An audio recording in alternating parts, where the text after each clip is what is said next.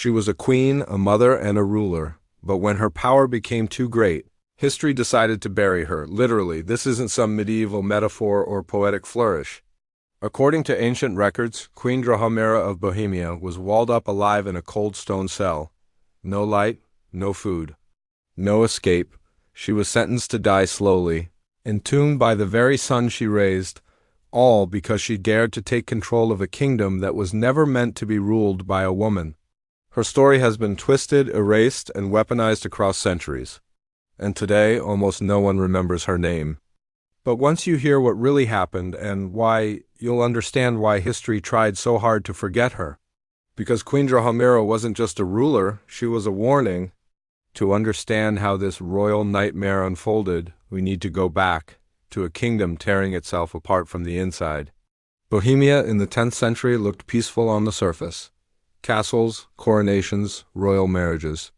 But behind the velvet curtains, the land was bleeding. The kingdom was caught in a brutal tug-of-war between its pagan roots and the rising tide of Christianity. Ancient Slavic beliefs clashed with foreign religious forces backed by powerful nobles. This wasn't just about gods, it was about who would rule the soul of the nation. Enter Drahomíra, a noblewoman of pagan blood, born into one of the last powerful families resisting Christian control. She was clever, politically trained, and fiercely loyal to her people's traditions. But she didn't stay in the shadows. In a move that shocked both sides, she married Duke Vladislaus I, a Christian ruler of Bohemia. It was a political union meant to stabilize tensions. Instead, it made everything worse.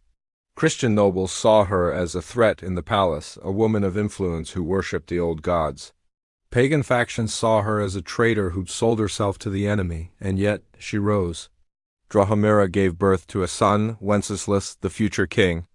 And for a time, the kingdom held its breath, hoping this strange marriage might finally bring peace. It didn't. Behind closed doors, power struggles grew violent. Factions formed, nobles picked sides. And one name kept surfacing in whispers: grandmother Ludmila, the devout Christian widow of a former duke, and Drahomíra's chief rival at court. While Drahomíra embodied the old ways, Ludmila became a symbol of the new order. She took young Wenceslas under her wing and raised him as a devout Christian, a quiet rebellion against his own mother's influence.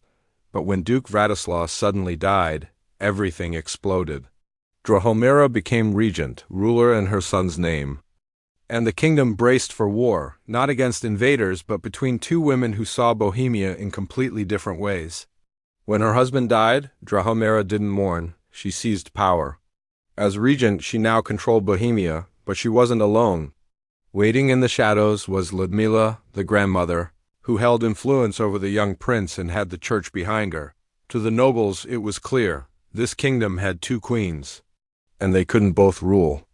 At first, the battle was subtle: court gossip, religious sermons, shifting alliances. But soon it turned deadly.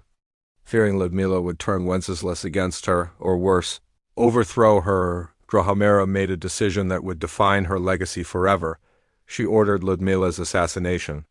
According to chroniclers, the old duchess was strangled to death by Drahomíra's men using her own veil.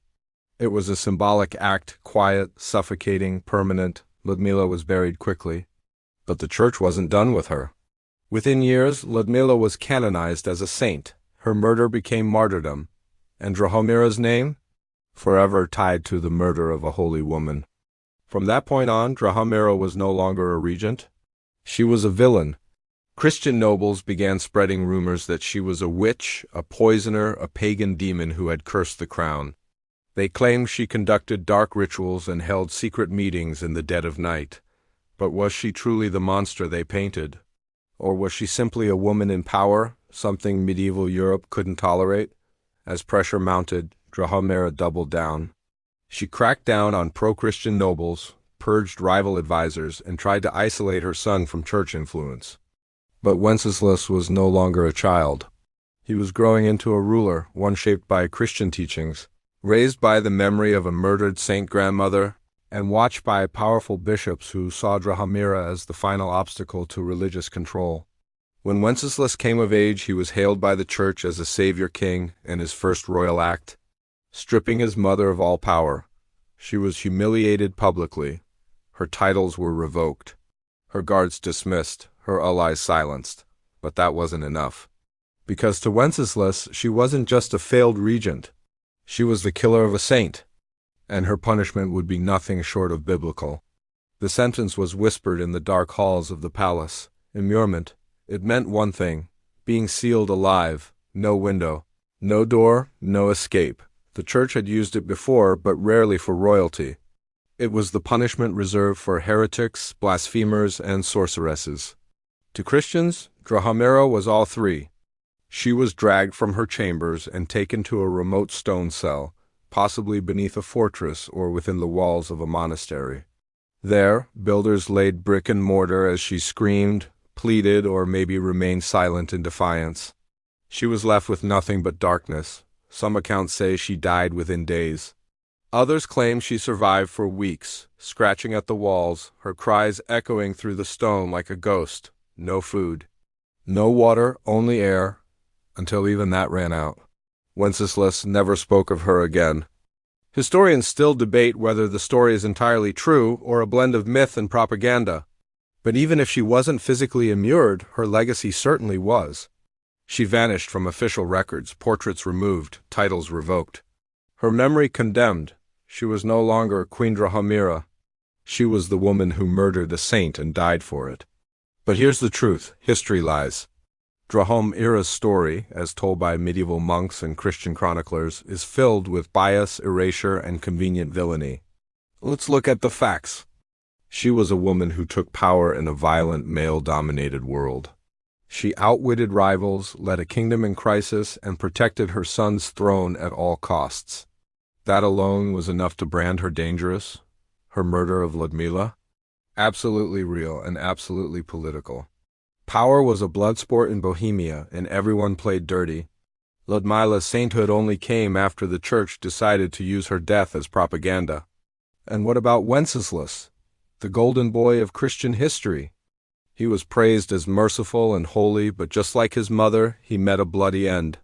Murdered by his own brother Boleslas, during Mass no less, in a plot that mirrored the same treachery Drahomíra had once been accused of. Irony doesn't sleep in royal bloodlines. Modern historians now believe Drahomíra may have been scapegoated, a victim of religious politics, rewritten as a monster by the side that won. In some Slavic oral traditions, she's even remembered sympathetically, not as a villain, but as a tragic queen caught in a war she couldn't win. And that punishment? Immurement? Whether symbolic or literal, it worked. Her memory was buried so deeply that most modern history books don't even mention her name, yet the echoes remain. Her son became a saint. Her mother-in-law became a saint. And Drahomíra? She became a cautionary tale. What happens when a woman refuses to kneel in a kingdom built on obedience? Her silence wasn't just forced. It was enforced by centuries of storytelling designed to erase female power, especially when it came with blood on its hands. But history doesn't stay buried forever.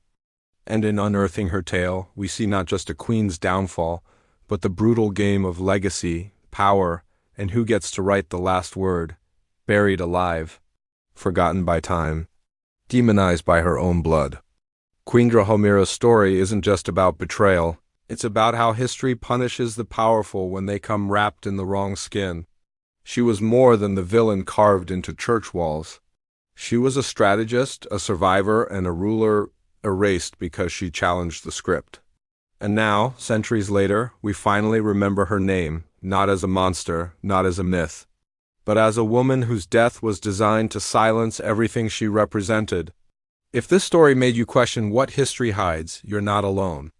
Because there are so many more disturbing royal stories buried beneath the pages of forgotten chronicles, waiting to be unearthed.